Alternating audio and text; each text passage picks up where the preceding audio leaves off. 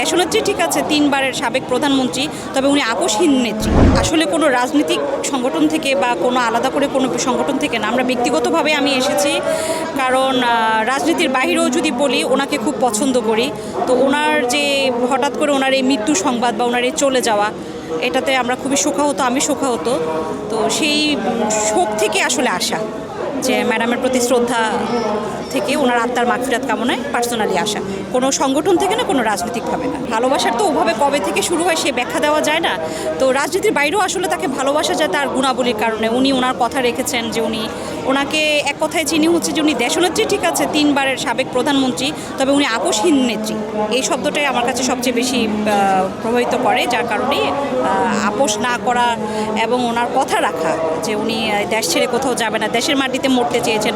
আল্লাহ তার সবগুলি ইচ্ছা পূরণ করে যে ওনাকে কবরস্থ করেছেন, সেই শ্রদ্ধা থেকেই, সে ভালোবাসা থেকে আসা, কোনো রাজনৈতিক সংগঠন